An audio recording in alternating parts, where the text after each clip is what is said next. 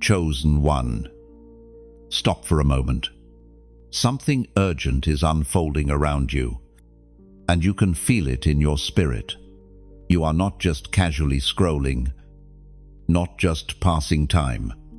Heaven is breaking into your day with a warning, a divine interruption. Your steps have been leading you closer and closer to a place you were never meant to stand. It started quietly, one compromise here, one delay there, one secret thought you told yourself didn't matter. But choices stack, and now you are at the edge of a turning point. A step further could send you spiraling into something that will cost you more than you ever expected. Picture yourself in a marketplace filled with mirrors. Each mirror reflects a version of you smiling, successful, free. But behind one mirror hides a door that leads into a pit. That is what you are walking into without realizing it. It shines like opportunity, but it's bait. And God is shouting for you to stop before you walk through that door. Do not underestimate the reason this is happening. Darkness crafts traps specifically for those carrying heavenly weight. If you have been weary, restless, even misunderstood, it is not random. You are carrying something eternal, and that makes you a target.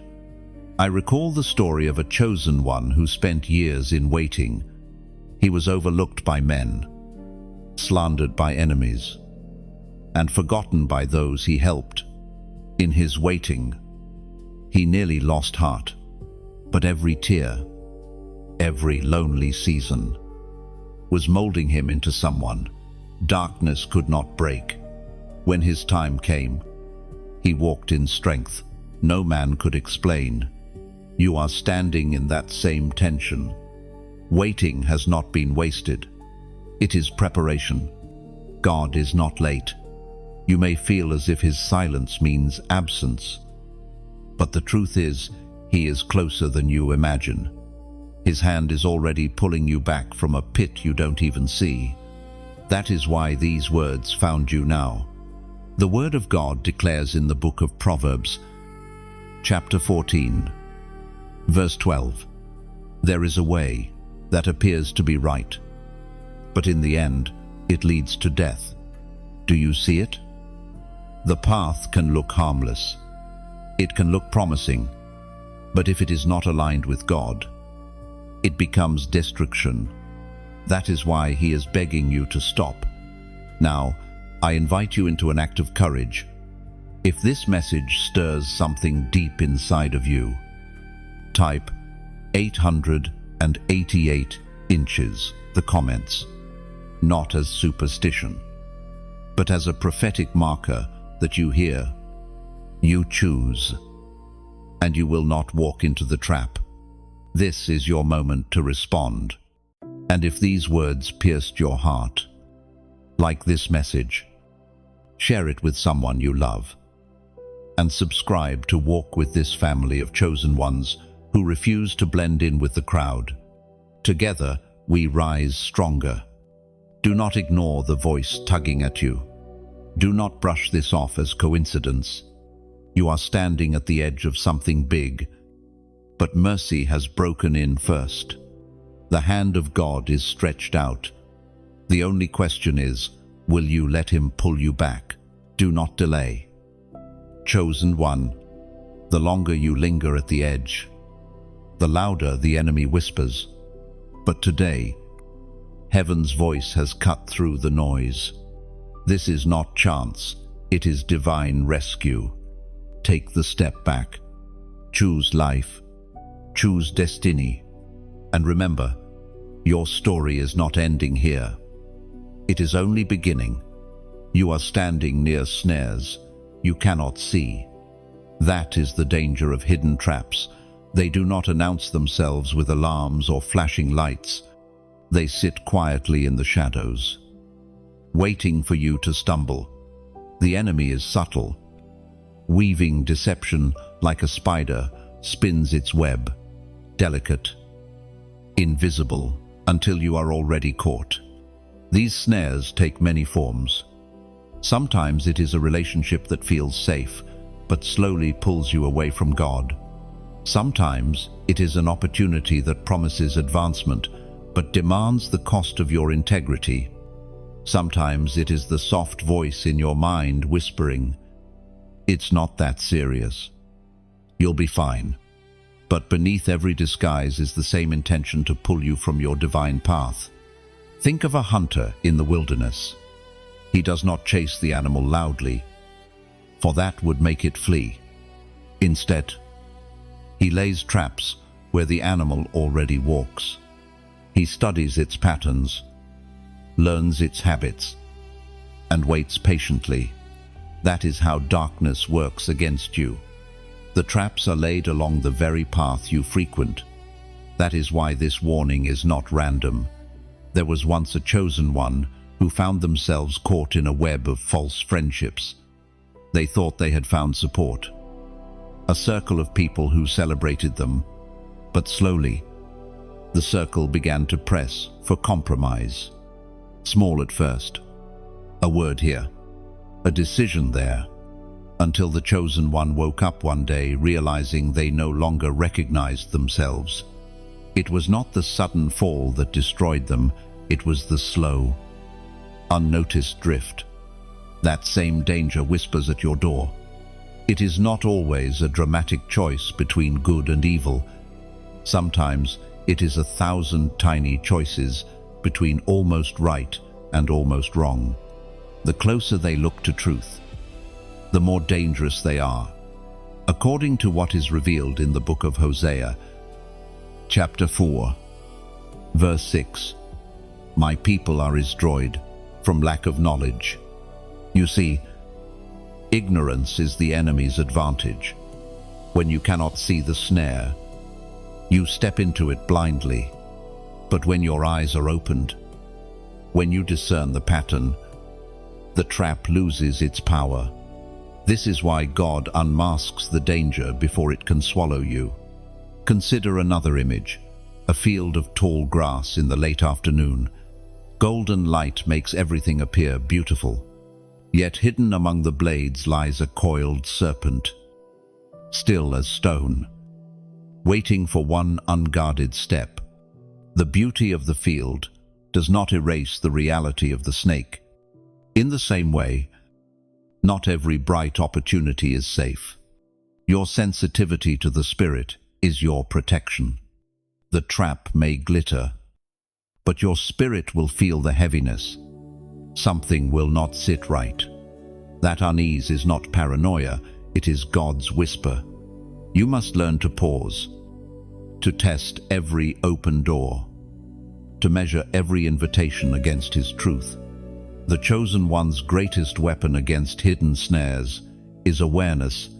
This is why your journey feels interrupted.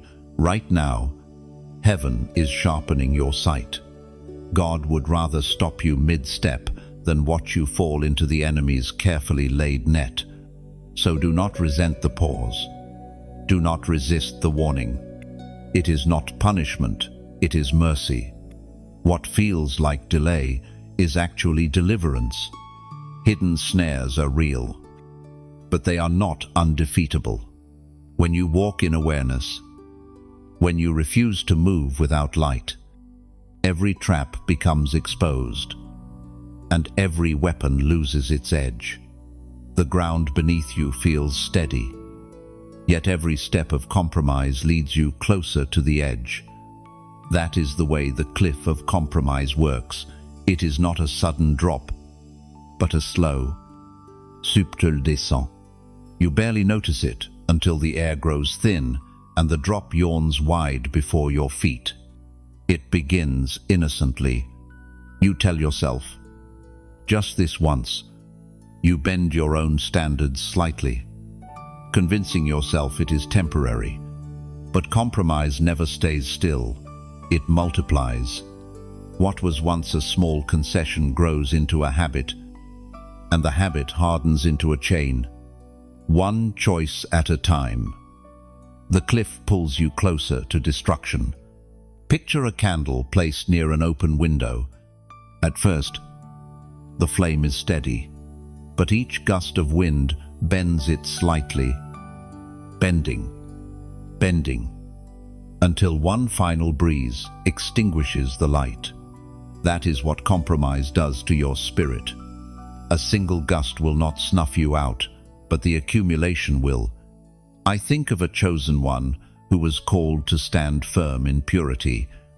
At first, they resisted temptation, but over time, they allowed small cracks. A conversation that went too far.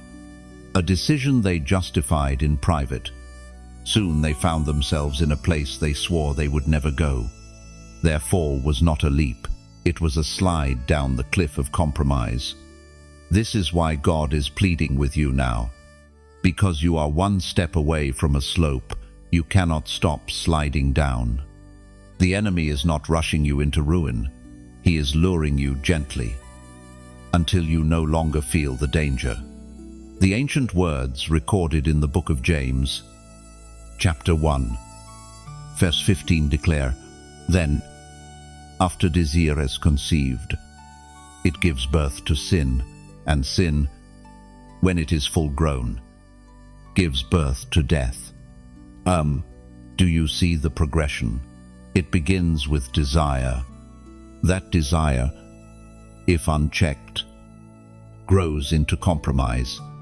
And when compromise matures, it leads to death, not just physical death, but the death of dreams, of callings, of intimacy with God. Here is what I need you to do right now. Write in the comments, rock over cliff. N. Why? Because this is your declaration that you choose the solid rock over the slippery edge. You are choosing foundation over destruction, truth over compromise, life over death. By typing those 3 words, you set your spirit stance in the unseen realm. This is not just a comment, it is a shield, a marker of resistance against the cliff's pull. Remember, the cliff looks harmless from the top. The air feels normal. The view is even beautiful. But beneath that beauty lies the drop. And once you fall, climbing back is far harder than refusing to step forward. You are not powerless.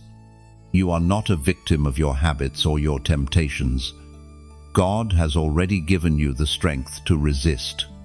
The cliff may be real, but so is His hand pulling you back. The warning you hear now is proof that grace is still active over your life. Chosen one. Take this seriously. You are being preserved for greater things, and the enemy knows it. That is why he is content to lure you slowly, because your fall would cause far more damage than you realize. But heaven has interrupted the slide. Mercy is shouting louder than compromise. And today, you still have time to stand. The whisper versus the roar, that is the battle you are in. God speaks in a still, steady voice. But the world shouts at you with endless noise. You are pulled in 2 directions, the quiet guidance of heaven and the loud distractions of earth. And unless you learn to discern the difference, the roar will drown out the whisper. Think about it. The roar is constant. It comes through the voices of people who pressure you to fit in. It arrives in the flashing screens, the endless opinions, the culture that celebrates compromise. It is loud, overwhelming, and demanding. The roar says, act now. Take what you can. You'll miss out if you wait.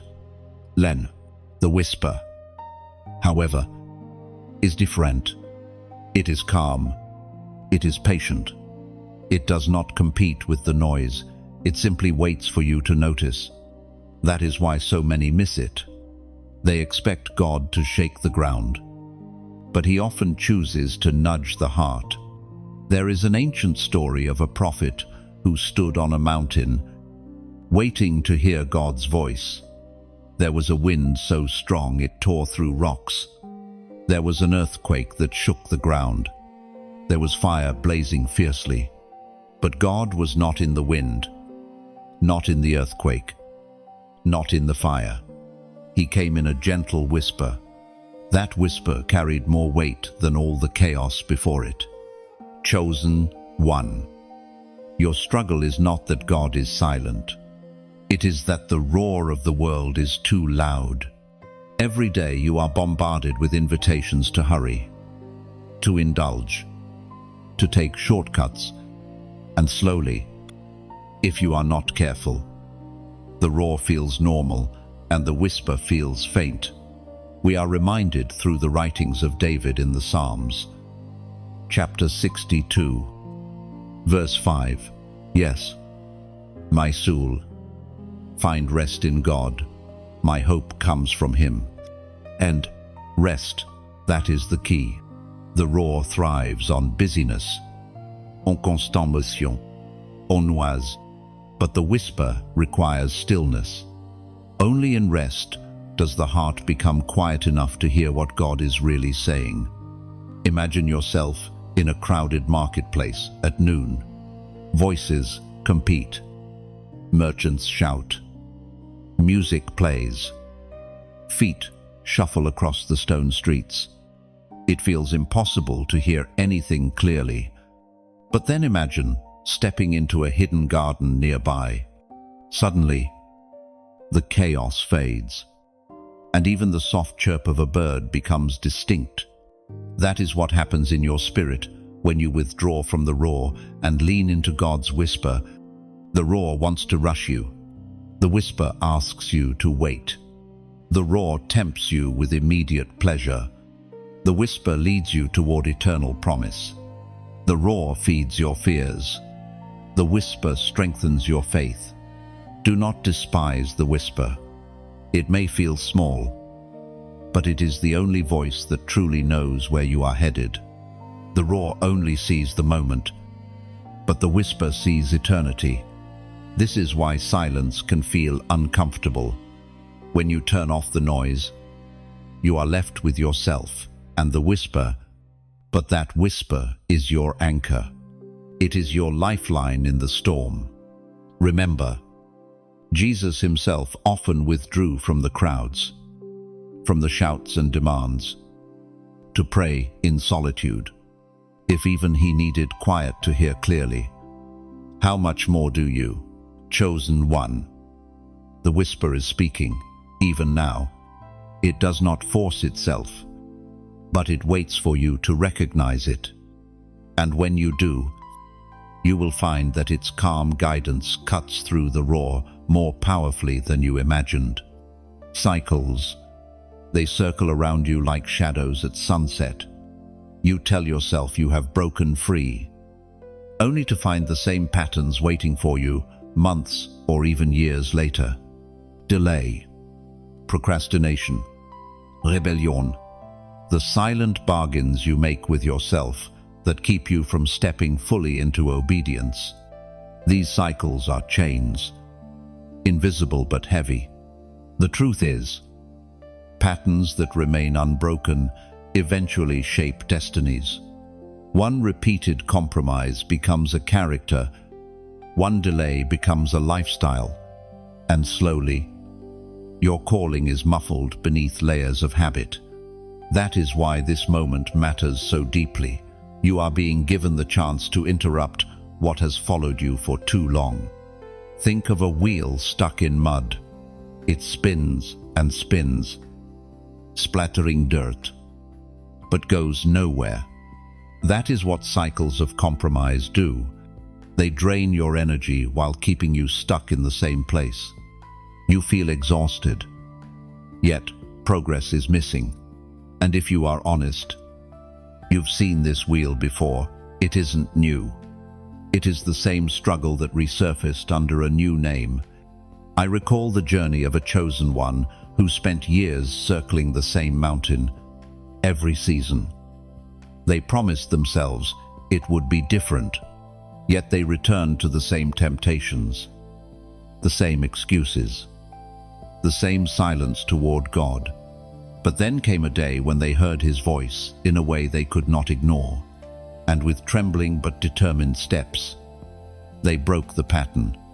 That day was not glamorous. It was quiet, unseen by the world. But it was the moment destiny shifted. The voice of God thundered in the book of Deuteronomy, chapter 2, verse 3. You have circled this mountain long enough. Now turn north. End. That command still echoes. You have circled long enough. The patterns must end here. The delays cannot follow you into the next season. The rebellion must lose its grip. To turn north is to step into alignment, to move toward promise instead of orbiting pain. Now, I will not press you with commands. Instead, I place before you a picture. Imagine a garden at dusk. A narrow gate stands open, covered in vines of living green. Behind you lies the dusty trail you have walked in circles for years. Ahead lies a new path, fresh, untrodden, waiting for your footprints. No one pushes you through the gate. No one drags you. The choice is entirely yours. And this is where I gently invite you. If these words stir something deep in you, if you feel the weight of cycles that need to break, then let your action become part of your turning north. Share this message as if planting a seed in someone else's soil. Like it as though lighting a lantern in your own path. Subscribe as if stepping fully through the open gate. Choosing not to circle the mountain again. Do you see? These are not demands, they are symbols. Each act is a reflection of your inward choice to break free. They are not for me, but for you. A declaration that you are done circling, that you are ready to move forward. Cycles end when courage begins, and courage begins when you take the first step. However small it looks from the outside, even a click, even a share, can carry prophetic weight when done with faith. Chosen one, you do not have to repeat the past. The wheel can stop spinning. The mountain can be left behind. The gate is open, and the path is waiting. Numbers have always carried meaning in the language of heaven. They are not random marks on a page. They are signals, prophetic reminders of covenant, completion, and calling.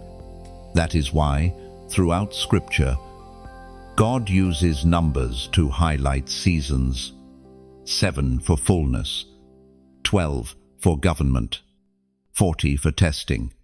These numbers are more than math. They are messages. And right now, a number is rising before you. It is not coincidence. It is a marker, a sign to remind you that you are in a pivotal place. Chosen one. You have been wandering between hesitation and obedience. You know what God has asked, yet there has been delay. But the mercy of God shows up with symbols, with signs, with whispers that say, I am still here, guiding you. This is one of those moments. Think of a traveler who comes to a fork in the road. The paths look almost identical, yet carved into the stone at the crossroads is a number etched long before he arrived. That number is his confirmation. Take the way marked out by heaven. That is what this message is to you. The prophet Haggai declared in his writings, chapter 1, verse 7, This is what the Lord Almighty says. Give careful thought to your ways. Inzing, do you feel the weight of that? Careful thought. Not hurried steps. Not careless drifting, but intentional choice. That is why you are seeing this now, to call you back to carefulness before it is too late.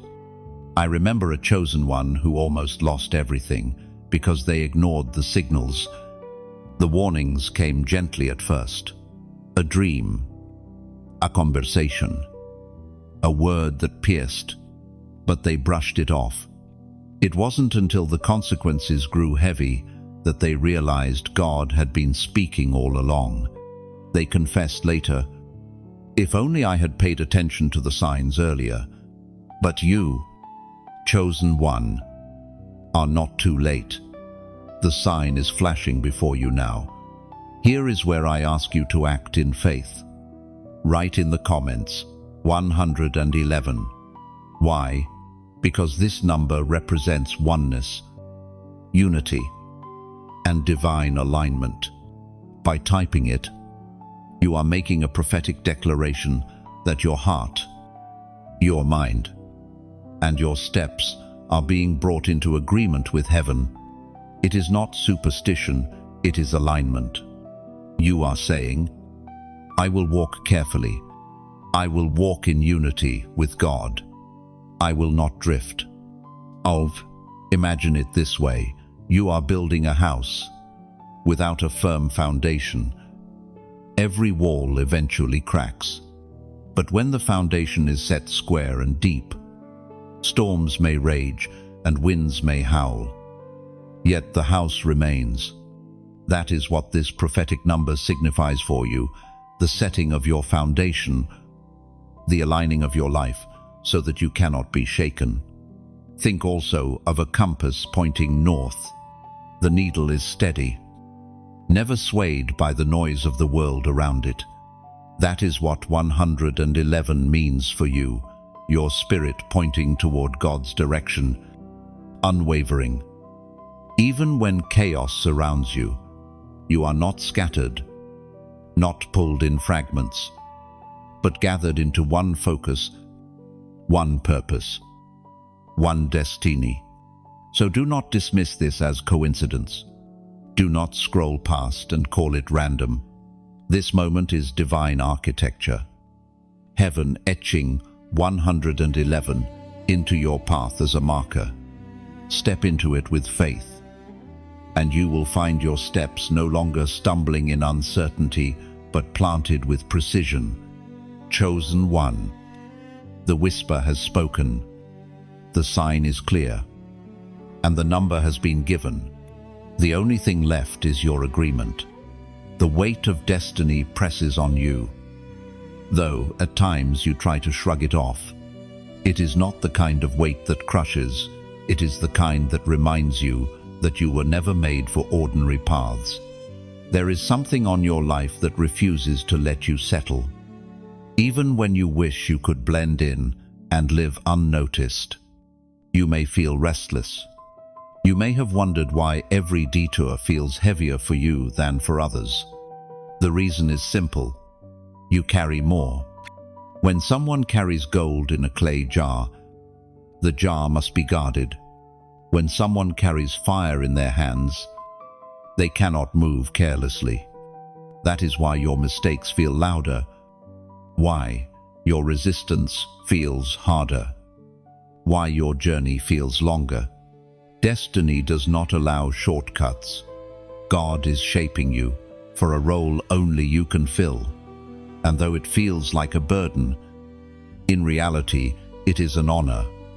Heaven trusted you with weight because heaven saw your capacity to bear it. Think of an archer drawing back a bow. The farther the string is pulled, the greater the tension, the more painful the stretch. Yet the purpose of that pull is distance.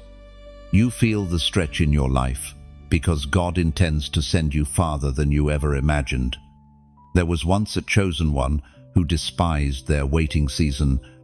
Every day felt wasted, every delay unfair. But in hindsight, they realized that the very things they thought were slowing them down were actually preparing them to carry destiny without collapsing under its pressure. What they once saw as delay, they later recognized as divine strengthening. The same is true for you. The apostle reminds us in his letter to the Corinthians, the second book, chapter 4. Verse 17. For our light and momentary troubles are achieving for us an eternal glory that far outweighs them all.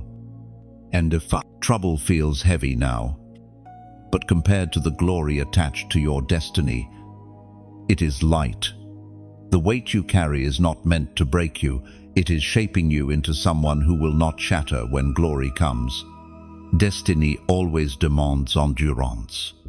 Like a sculptor chiseling away at marble, God is removing what does not belong, shaping you, stroke by stroke. At times, the blows feel severe, but they are purposeful. Without them, the stone would remain shapeless, and the image hidden within would never emerge. Chosen one, you are not being punished. You are being prepared. The resistance, the loneliness, the sense of being misunderstood, all of it testifies to the truth that you are carrying more than most. That is why you cannot move as freely as others. That is why compromise feels more dangerous in your life than in theirs. You are set apart, and heaven has placed its hand upon you. Imagine a seed buried deep in the soil, in darkness, unseen. It pushes against weight, pressing upward through layers of dirt. It does not see the light yet, but within that pressure is growth. Soon, it will break the surface and rise into the sunlight, carrying fruit. Generations will eat. That is you in this moment, hidden, pressed, but destined for increase. Do not despise the weight. It is the very sign that you are chosen. Others may laugh at your caution, misunderstand your restraint, or call you too intense. Let them. The greater the destiny, the greater the preparation. You will not be wasted. Your enemies' schemes are real. Though often invisible, they are crafted not against your personality, but against your purpose. Darkness studies you. It takes note of your patterns, your weaknesses, your seasons of vulnerability, just as a thief waits until the house is unguarded. The enemy waits. For the moment your spirit grows weary, this is not to stir fear, but to awaken awareness, because the very fact that such schemes exist is proof that you carry something precious. No one robs an empty vault. The weight you bear makes you a target, but it also guarantees you are protected by a covering greater than anything darkness can devise. Think of a chessboard. The pawns may be overlooked, but the queen, the king, the powerful pieces are the ones targeted with strategy. You are not ignored in the spiritual realm. You are studied, marked, and opposed precisely because you carry influence. That is why attacks against you sometimes feel personal. They are, but they are not final. I recall a chosen one who walked through betrayal. Friends they trusted suddenly turned against them. Words twisted. Motives misused. Their name dragged through shadows. At first, they believed it was about them, but later, they realized the attacks were not about their personality, but about their assignment. If the enemy could discredit them early, he could sabotage the impact they were destined to carry. Yet even in betrayal, God turned the pain into a platform. What was meant to silence them only refined their voice. The word of God declares in the book of Isaiah, chapter 54, verse 17, "No weapon forged against you will prevail, and you will refute every tongue that accuses you." Notice it does not say weapons will never be formed, it says they will not prevail. That is the assurance you stand in. Schemes may exist, but they collapse when confronted with the authority of heaven. Consider the image of a storm pressing against a lighthouse. The waves crash. The wind howls, but the structure stands unmoved. Ships at sea do not fear the storm when the light remains steady. You are that lighthouse. Darkness may rage, but it cannot extinguish your light. Your enemies' schemes often arrive in disguise, sometimes through distraction, sometimes through discouragement, sometimes through the quiet erosion of faith. But every scheme is rooted in the same intention: to separate you from your source. That is why your intimacy with God is your greatest defense. When you remain in Him, the snares lose their grip, and the storms lose their voice. Do not mistake opposition as absence of destiny. In fact, the sharper the opposition, the clearer the evidence that you are advancing. Every chosen one has walked through fire: Joseph through betrayal, David through pursuit, Esther through plots, Paul through persecution. Yet each one rose higher, not in spite of the schemes, but because of them. What was meant for harm became fuel for testimony. Imagine a tapestry being woven. From the underside, it looks like knots, tangles, and chaos. But from above, a pattern emerges, beautiful, intricate, purposeful. That is your life. What feels like tangled schemes from below is being woven into a masterpiece from heaven's view. Chosen one, your enemies might plot, but they do not write your ending. The schemes may roar, but they cannot cancel what God has decreed. You are shielded, and every plot is already unraveling under the weight of His hand. Every journey has a crossroad, a place where standing still is no longer an option. That is where you are now. You feel the tension between drifting and surrender, between holding on to control and letting go. The truth is, to delay a response is already to choose. Neutral ground does not exist at this intersection. This moment carries weight because destiny does not unfold automatically. It requires a response. God will not force you, He invites you. The enemy cannot make you, he only deceives you. But you, chosen one, hold the deciding vote. Think of a soldier standing before two banners on a battlefield. One banner promises comfort but hides chains. The other promises struggle but guarantees freedom. The soldier cannot bow to both. To kneel at one is to reject the other. That is the reality of your decision right now. I remember a chosen one who delayed too long. They convinced themselves they would surrender someday, but someday never came. Slowly, their heart hardened, and what once felt urgent became faint. By the time they realized what they lost, their passion was ashes. That story is not given to scare you, but to show the cost of delay. From the book of Romans, chapter 13, verse 12. The night is nearly over, the day is almost here. So, let us put aside the deeds of darkness and put on the armor of light. Notice the urgency. The night is nearly over. The choice cannot be delayed until tomorrow. The call is clear. Cast off the shadows. Put on the light. So here is what I invite you to do.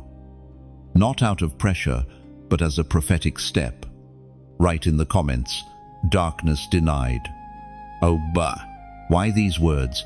Because by declaring them, you reject every whisper of compromise and affirm that darkness has no claim on you. It is not just a phrase, it is a seal. It is you saying, I refuse to live half in shadow. I step into the armor of light. Imagine a doorway cracked open in a dark room. Light spills through the crack, revealing dust in the air. Shapes once hidden. To push that door wide open is to step out of darkness and into clarity. That is what your choice represents. It is not simply about morality, it is about vision. About stepping where clarity reigns and confusion dies. This choice is not just about one moment, it is about setting the entire trajectory of your future. When you say, "Darkness denied," you are declaring that fear will no longer govern your decisions. Shame will no longer silence your voice. And compromise will no longer shape your path. It is a reset. A clean break from the cycles that once chained you. Heaven records such declarations. The unseen world takes notice.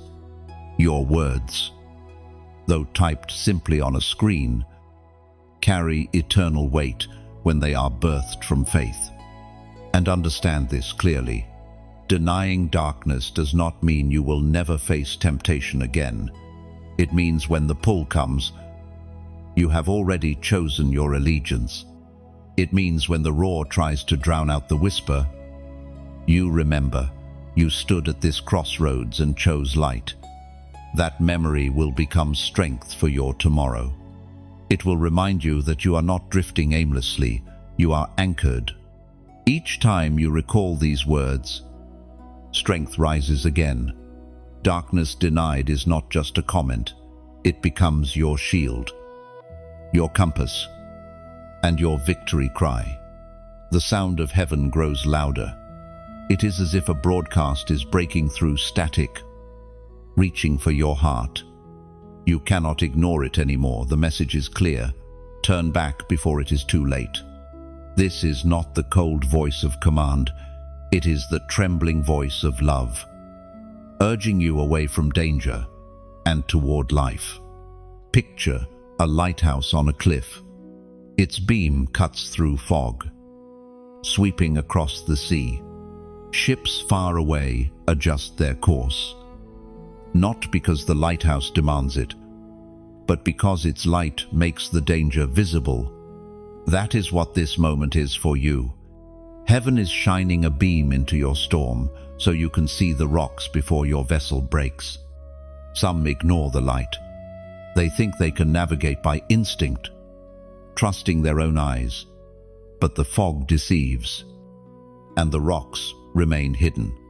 Others see the light, respond, and are saved. The difference is not in the sea, it is in the choice.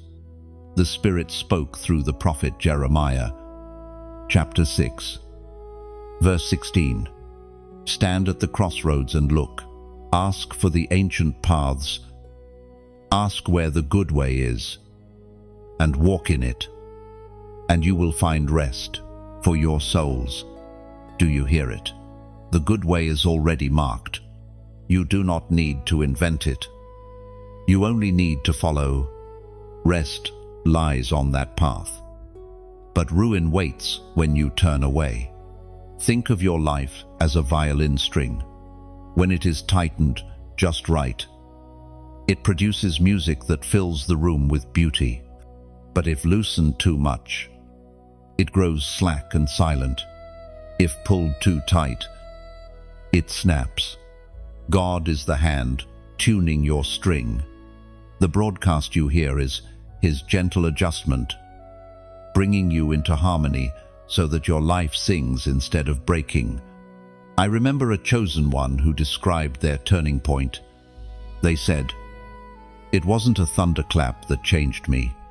It was like a radio finally tuning into the right frequency.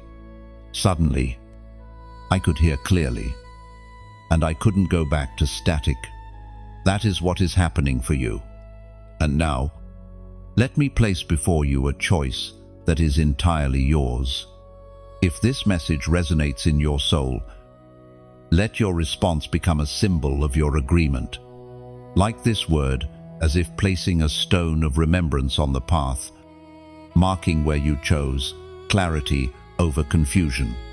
Share it as though handing a torch to another traveler lost in the fog, so they too may find their way home. Subscribe as a declaration that you will keep tuning your ear to the broadcast of heaven, not the roar of the world. This is not pressure, it is invitation. Just as the sailor does not resent the lighthouse, but welcomes it, so too can you welcome these acts as signs of your willingness to walk in the good way. Imagine yourself holding a key. The door before you is heavy, carved with ancient designs, but the key fits perfectly. To turn it is simple, yet profound. That is what your response is. It is not the door itself, it is the key that opens it. Chosen one. The broadcast is clear. Heaven is reaching across the noise of your life with a signal that cannot be silenced. All that remains is whether you will tune in fully, or let the static swallow the sound. And if your heart still hesitates, remember this: the broadcast will not fade. God's frequency is steady, patient, waiting. Each time you quiet the static, the signal grows stronger. You are not abandoned, you are being guided, drawn home by a love that refuses to let go. Mercy is one of the most misunderstood gifts. We often imagine it as endless, always available, always within reach. And yes, God is rich in mercy, slow to anger, abounding in steadfast love. But Scripture also warns us of a sobering truth. The window of mercy is not open forever. There comes a time when God allows us to walk into the consequences of our repeated refusals. Mercy is not weakness. Mercy is strength restrained. It is a king holding back the floodgates of judgment, giving his subjects time to turn. Yet when that mercy is despised, when it is met with rebellion after rebellion, the gates do not remain shut forever. That is why this moment carries urgency. Imagine standing at the edge of a great dam. Behind it, waters are rising, pressing hard against the barrier. For years, the dam has held firm. It has allowed cities below to flourish in safety, but every refusal to repair cracks, every neglect of warning signs, weakens its structure. One day, without notice, the pressure breaks through, and the flood cannot be stopped. That is how mercy works. It is a holding back, not a cancellation. There was once a chosen one who lived as if the window of mercy would never close. They ignored conviction, delayed obedience, brushed off warnings. Tomorrow, they told themselves, next season, when life is easier. But tomorrow never came. When consequences finally broke through, they realized mercy had been pleading all along, and they had treated it as background noise. Their story stands as a mirror. What will you do differently? The ancient words of Hebrews, chapter 10, verse 26, speak with piercing clarity. If we deliberately keep on sinning after we have received the knowledge of the truth, no sacrifice for sins is left. This is not to crush you, but to awaken you. Knowledge brings responsibility. Once you know, you cannot return to ignorance. Mercy gives you room to respond, but it does not erase the responsibility to act. Think of a candle burning late into the night. The flame is steady, gentle, giving light to the room, but slowly, the wax melts away. You may not notice at first, but eventually the candle burns low, and its flame flickers, warning that time is short. That is the window of mercy still burning, still bright, but not limitless. Chosen one. Understand this. If you feel conviction stirring inside you right now, that is proof mercy is still active. Conviction is not rejection, it is invitation. A hard heart feels nothing, hears nothing. But if your spirit is uneasy, if your heart is stirred, then the flame still burns, and you are not too late. Mercy is a gift meant to lead you home, not an excuse to wander further.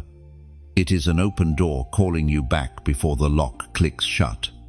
The worst tragedy is not judgment, it is ignoring mercy when it stretches out its hand. Picture a shepherd searching for a lost sheep. Through the night he calls, his voice echoing in the hills. The sheep hears but delays, nibbling at patches of grass, convinced it has more time. But the shepherd knows the dangers of the night. His voice is urgent, not because he is angry, but because he sees what the sheep cannot. That urgency is the voice you hear now. The window of mercy is still open. The voice is still calling. But windows are not eternal. What you choose in the light will determine what remains when darkness falls. There comes a time when words must turn into witness. It is not enough to feel conviction. It must be anchored with action. Heaven often gives us simple prophetic acts, small steps that carry eternal weight. That is what you are being invited into now. All throughout Scripture, God marked his people with signs: blood on doorposts during the night of deliverance, stones of remembrance by the Jordan River, even a scar in the hand of Thomas, so he would believe. Signs are never random, they are anchors of faith. Chosen one, you have reached such a moment. You have walked through warnings, through whispers, through the mercy window still standing open. And now, heaven asks for your agreement, not in theory, but in declaration. The Apostle Paul wrote with clarity in his letter to the Galatians, chapter 6, verse 9, "Let us not become weary in doing good, for at the proper time we will reap a harvest if we do not give up." Oh, this is your reminder. Do not give up now. The harvest is near, and your act of faith today plants the seed for tomorrow's breakthrough. So here is the invitation. Write in the comments 12, 12. Why this number? Because it represents divine order, doubled, a prophetic echo of God's government and his perfect timing. 12 is the number of alignment, authority, and foundation. When you declare 1212, you are saying, "My life is not ruled by chaos. I choose God's order. I step into his timing." It is not superstition, it is alignment. Imagine a city with broken streets, traffic tangled, lights out of sync, confusion reigns, and no one reaches their destination. Then the order is restored. Lights reset, paths cleared, and suddenly movement flows again. That is what 1212 represents: the restoration of order where there was disorder, flow where there was blockage. Another image, a pair of gates opening in perfect symmetry. One side alone cannot swing freely, but when both move together, the way is cleared. That is the essence of 1212, heaven and earth moving in harmony, your steps aligning with his will. So do not hesitate. This is your moment to align with what heaven is speaking. The whisper has called, the signs have been given, and the harvest is near. Let your declaration become your anchor. Chosen one. The act is simple, but the weight is eternal. Your number is waiting. When you write 1212, you are doing more than typing digits. You are testifying to the unseen realm that you belong to divine order. You are saying, "My steps are not random. My days are not wasted. My future is not drifting. I am aligned." This alignment silences the accusations of chaos that have whispered to you for too long. Think of the 12 tribes of Israel encamped in formation around the tabernacle. Each tribe had its place, each banner, its position, and the presence of God rested in the center. That was not coincidence, it was order. When they stayed in alignment, the presence remained. When they wandered, confusion followed. By declaring 1212, you are stepping back into formation, placing your life around the presence of God at the center. Another layer. 12 disciples were chosen. Not 11. Not 13. 12 gates around the New Jerusalem. 12 months complete a year. Each speaks of fullness and divine structure. Doubling it. 1212 seals the truth. What God builds in you is not partial. It is complete. You are not half prepared, half called, half loved. You are whole, established, and appointed for this hour. So let this number be more than a comment. Let it be your cornerstone. Each time you see it, remember, your life is under His order.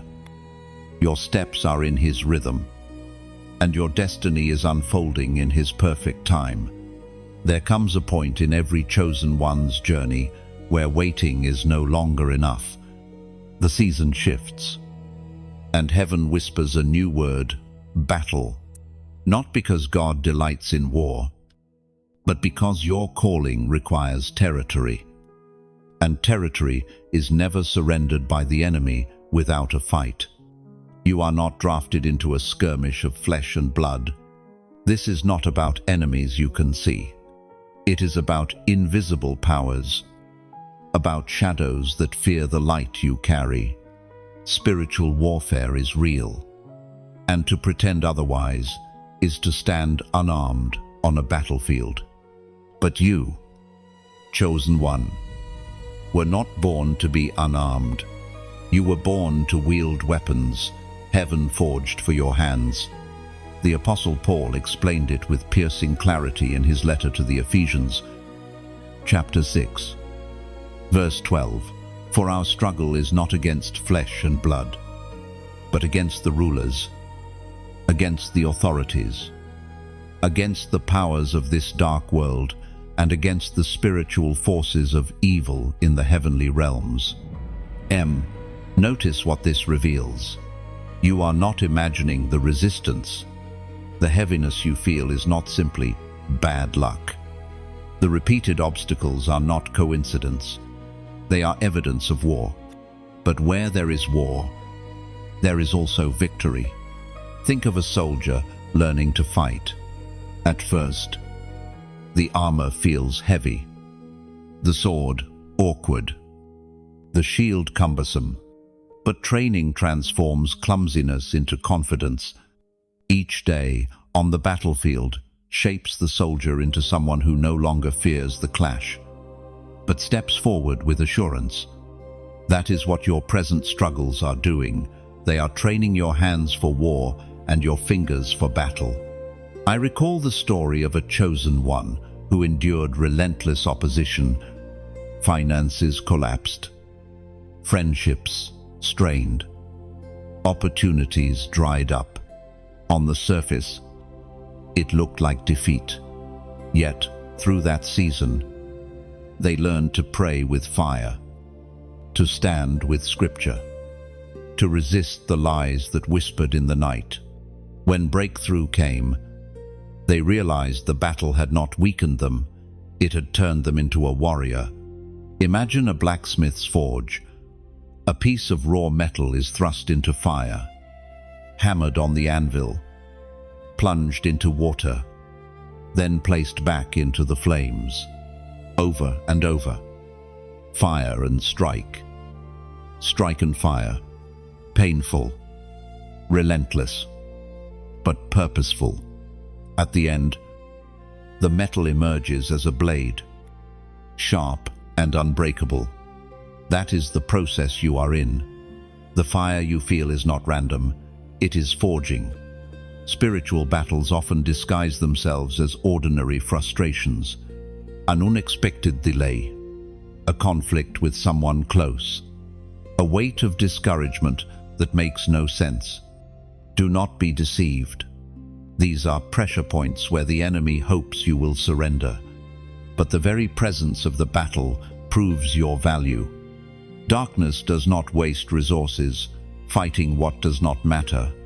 So, chosen one, embrace this truth. You are not fragile. You are forged. You are not overlooked. You are enlisted. The weight you feel is proof you are part of a battle that matters. And though the fight is fierce, the outcome is secure. The victory is not uncertain, it is already written.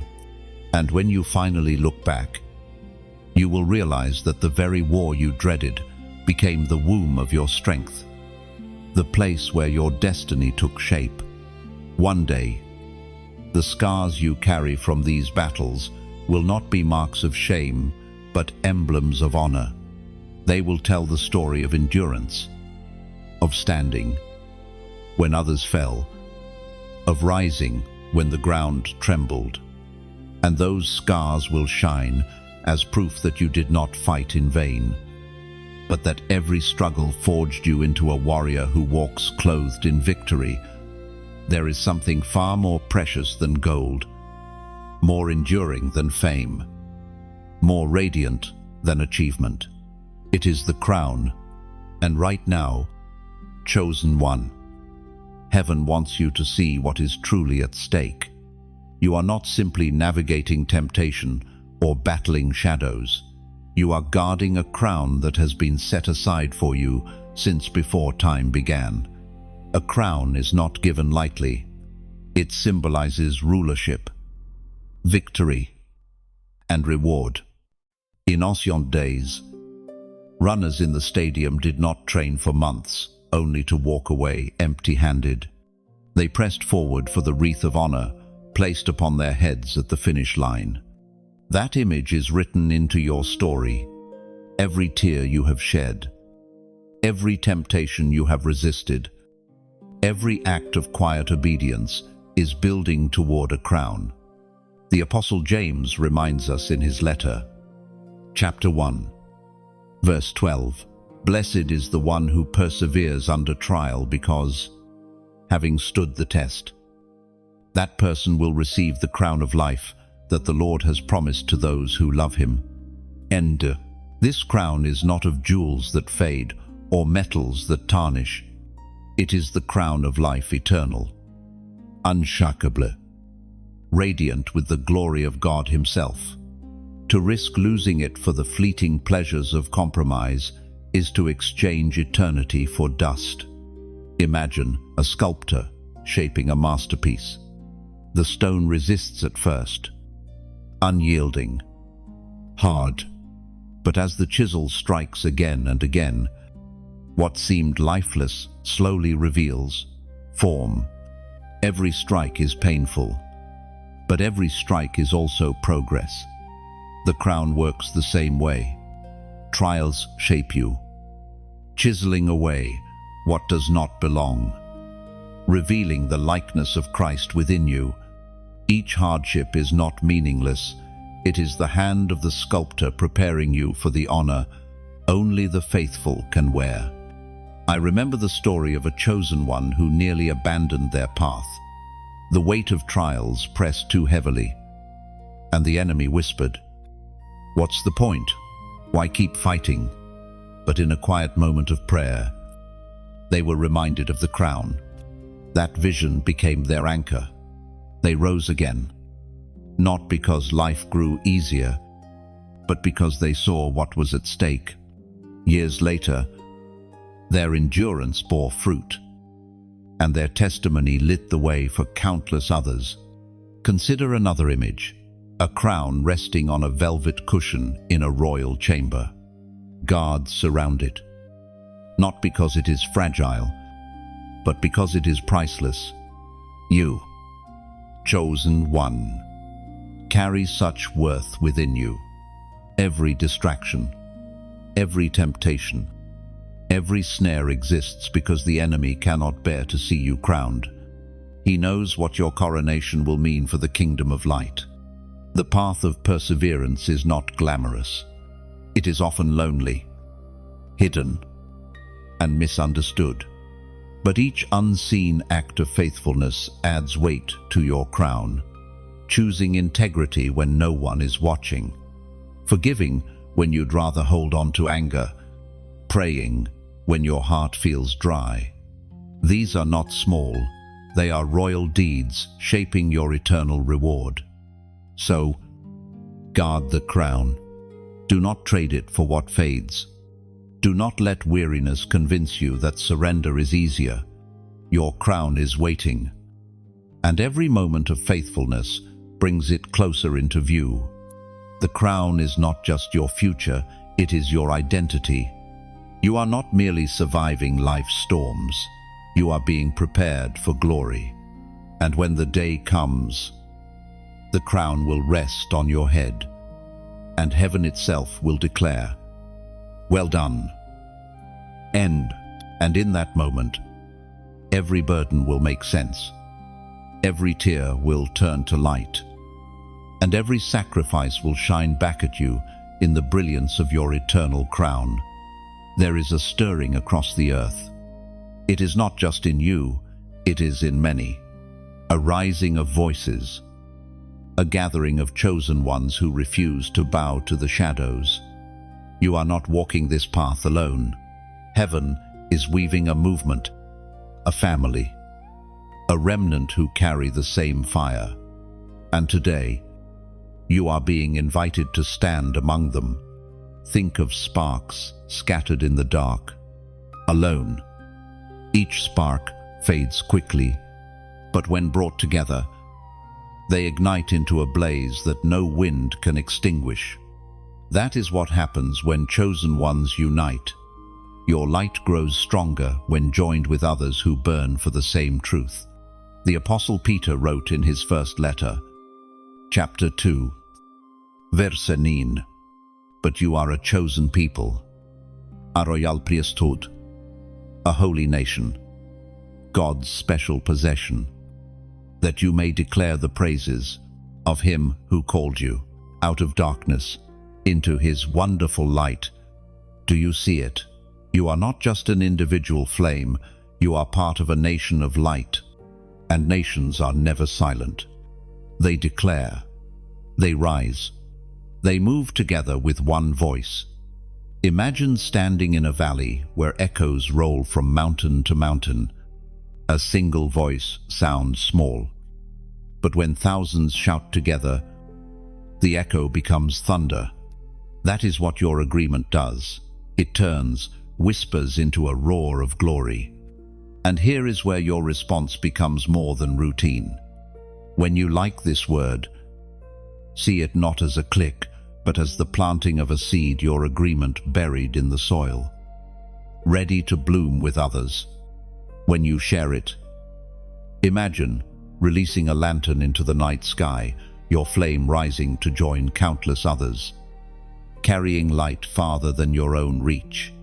When you subscribe, picture stepping into a great assembly where voices gather again and again, each meeting strengthening the fire.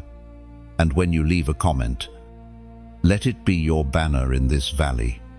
Type something that declares who you are, like a flag raised high that others can see and rally to. Your words are not small, they are signals. Someone wandering in silence may stumble across them and realize they are not alone. This is not about algorithms. It is about alignment. Just as ancient Israel marched in formation, tribe by tribe, each voice mattered. When they lifted their shout together, vols fell, seas parted, enemies scattered. That unity was their strength, and so it is with us now. I recall the testimony of a chosen one who once felt isolated. They thought no one else carried the same fire. But one day, they connected with others, voices echoing the same truth. That moment shifted everything. Their small flame grew, their faith strengthened, and their courage multiplied. That is the power of coming together. Chosen one, you have been called not only to stand, but to stand with. Your response today is not obligation, it is invitation. The sparks are already gathering, the blaze is already forming, and the fire you carry is part of a greater light that will sweep across the earth. So, let your seed be planted. Let your lantern rise. Let your banner fly. Heaven is building a movement, and your place in it is irreplaceable. And when history looks back, it will not remember the silence of fear, but the unity of chosen ones who rose together. Your small act today becomes part of a symphony, a flame woven into the great fire of God's people, burning bright across generations. Glory does not come cheaply. It is birthed in the furnace of surrender, forged in the crucible of obedience. And yet, when it finally rests upon a life, it carries a weight so beautiful, so radiant, that no trial can diminish it. This is the paradox you live in now. Surrender feels like loss, but in truth it is the doorway to unshakable authority. When you obey in radical ways, heaven entrusts you with treasures the world cannot comprehend. Authority in prayer, where your words carry weight beyond what your voice alone could reach. Authority in presence, where simply walking into a room shifts the atmosphere. Authority in legacy, where generations after you eat the fruit of your faithfulness. Think of Moses standing before the burning bush.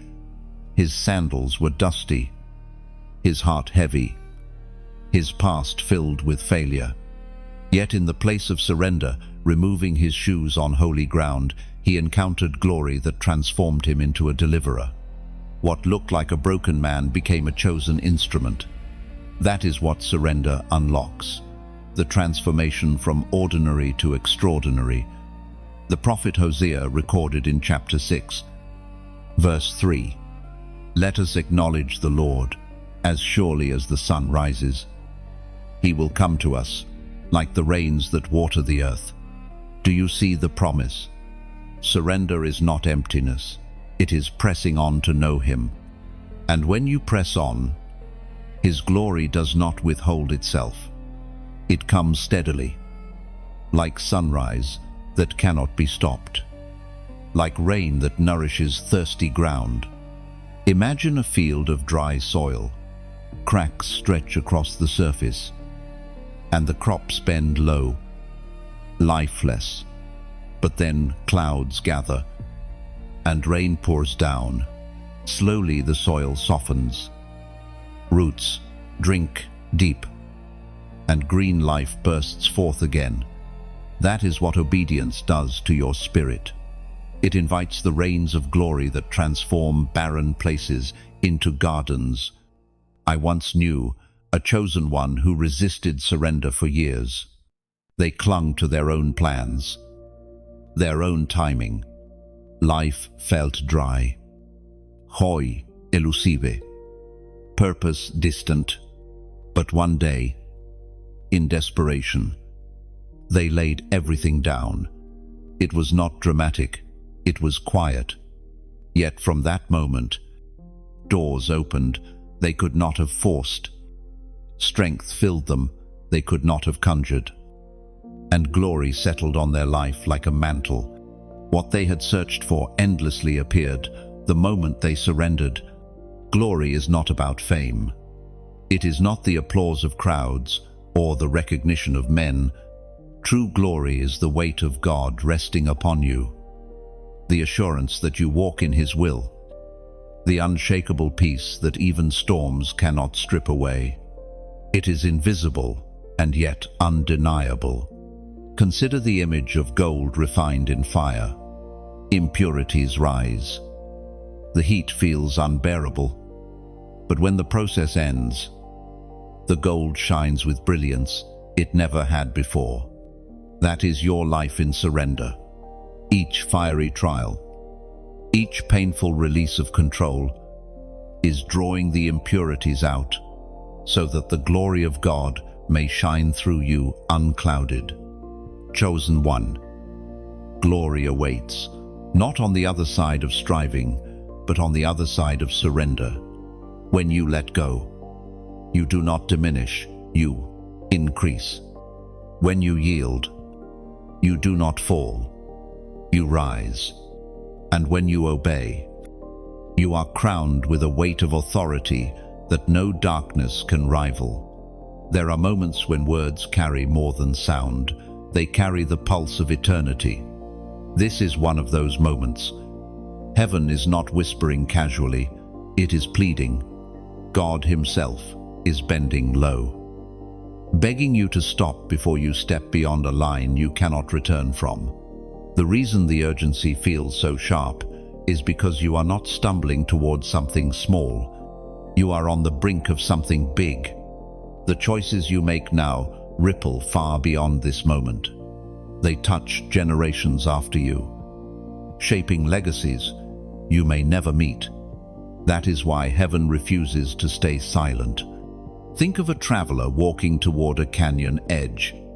From a distance, the ground looks solid, harmless, even beautiful. But only those who stand close enough can see the sheer drop ahead. That is what God sees in your steps. What looks safe to you is deadly to Him. And so He cries out, "Stop." The prophet Jeremiah once wrote, chapter 25, verse 5, "Turn now, each of you, from your evil ways and your evil practices, and you can stay in the land the Lord gave to you and your ancestors forever and ever." M6. This is not a message of anger, but of love. God pleads not because He delights in warning, but because He longs to preserve you. The land of promise still waits. The inheritance is still open, but the path you are considering will rob you of it if you continue. I recall the story of a chosen one who nearly threw away everything. They were tired of waiting, weary of fighting, and the temptation to compromise looked easier than endurance. Just before stepping into destruction, a word came to them, so sharp it pierced their apathy. They stopped, they turned, and years later, they confessed, "That single pause saved my life." This may be your pause. Picture a flame flickering low, almost swallowed by darkness. To the untrained eye, it looks moments away from death, but with one breath of wind, it leaps alive again, blazing brighter than before. That is what turning back does. It takes what looks nearly gone and makes it blaze again. The plea you hear now is not designed to shame you. It is designed to awaken you. Heaven is not interested in condemning you. It is interested in saving you. But salvation requires response. To continue forward blindly is to reject the very hand reaching to rescue you. Chosen one. The cliff is real, but so is the voice calling you away from it. The trap is real, but so is the hand pulling you free. The risk is real, but so is the promise that waits when you obey.